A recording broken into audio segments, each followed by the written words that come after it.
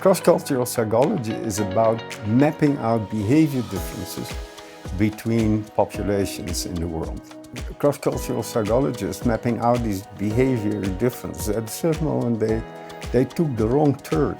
And I think that the cross-cultural psychology should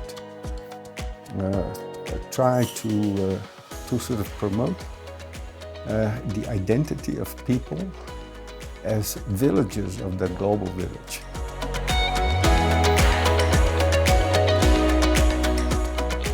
I got into cross-cultural psychology as a matter of opportunity. And that was I had studied psychology at the Free University in Amsterdam.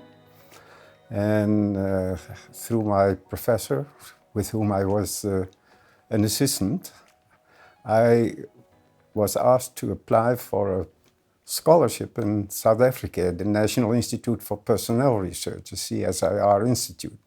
And when I arrived here at the NIPR, it turned out that there was a series of studies being conducted with Bushmen, with San, in the Kalahari Desert.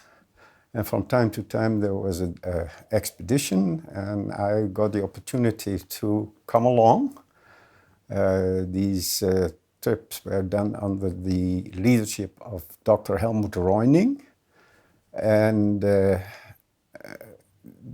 it was an attempt to map out the cognitive and perceptual abilities of the hunter-gatherers.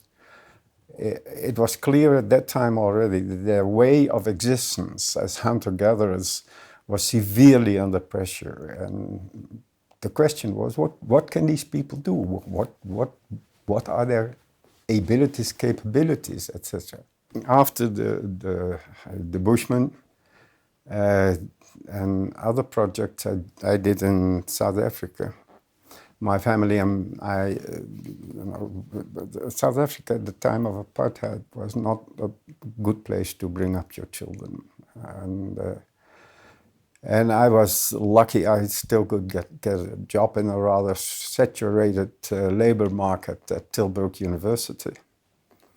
And in the Netherlands, cross-cultural psychology was non-existent. And there was little scope for developing what had become my major interest. So I think that's the reason I turned international. And there were cross-cultural psychologists emerging at that time. In 1972, the International Association for Cross-Cultural Psychology was established.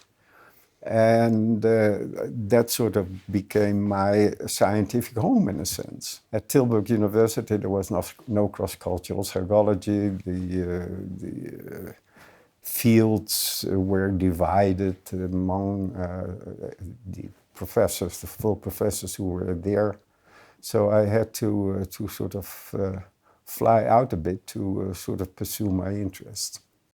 Cross-cultural psychology is about mapping out behavior differences between populations in the world. And these populations are defined in terms of culture. So you have cultural populations. How do they differ in behavior? And then, of course, how do you explain these differences in behavior? As a matter of convenience, much of cross-cultural psychology has focused on countries. Most of the literature, for example, in the domain of values is virtually exclusively focused on countries. This mapping out of differences sort of has led to a focus on differences. Much more, how are humans different in different societies than how much they are alike. Cross-cultural psychology is very often defined as the study of similarities and differences in behavior. But the similarities always suffer. The emphasis is on differences. And that has colored the field. And I think it has been a misguided effort to sort of look for large differences, large domains of differences. And then, for example, in the area of values, you have the famous dimensions of individualism, collectivism. That explains an enormous lot. And I think that everything is sort of put together, everything sort of fits that concept somehow. You have some differences in terms of some domain of social behavior. It will fit individualism, collectivism. The explanatory power is probably not very high, but there is going to be some significant difference. And there is a tendency among many cultural psychologists, cross-cultural psychologists, not to be concerned about method artifact, about bias in their measures. So anything you find is going to be explained in terms of your hypothesis. It's a sort of rather uncritical field in many respects. You can attribute differences in whatever, almost whatever variable you choose. You'll find some cross-cultural difference. I mean, in effect, it would be a statistical miracle if distributions of major populations on some psychological devices, some tests, would be exactly equal. Why should they be exactly equal? You know, expecting a difference, maybe not a major difference, but some difference is reasonable. And if you have a large enough sample, it will also become a statistically significant difference. And if you add that possibility that questions are being understood differently, that there is response inclinations like be more socially desirable or giving more acquiescent answers in a society, differences are guaranteed. Cross-cultural psychologists are psychologists, so they are looking for explanations in, let's say, the psyche. No, we don't talk much about the psyche anymore. But you know, we live in a certain context, and the idea is that we internalize what is there. Very obviously, for example, in terms of language. The question is, as I mentioned before, to what extent does that generalize? To what extent are there major differences, broader differences in functioning? The idea is that culture, your environment, or whatever you want to call it, becomes internalized. Look at language. We speak the language of our parents. We get the behavior patterns of our parents. But when it comes to cross-cultural differences, to what extent can you sort of bring them together in larger themes? You know, cultural anthropologists like to speak about a culture as a system, but they never mention the parameters of the system. How do you describe the system? These systems can go anywhere what the cultural anthropologist has in mind, what she or he may like. And attributing something to culture is not useful in that sense. And the emphasis on culture as something internalized turns our eyes away from the external influences. The biggest difference in the world is not something like culture, it's affluence. You know, it makes such a difference whether you are operating in an affluent society, which provides financial security, and akin to that, also related, that social security and physical, economical security are very closely related. And I think that cross-cultural psychologists should look much more at these external factors. Cross-cultural psychologists mapping out these behavior differences, at a certain moment they took the wrong turn. They sort of went for these major differences, which sort of brought psychological domains together. At least that was the idea.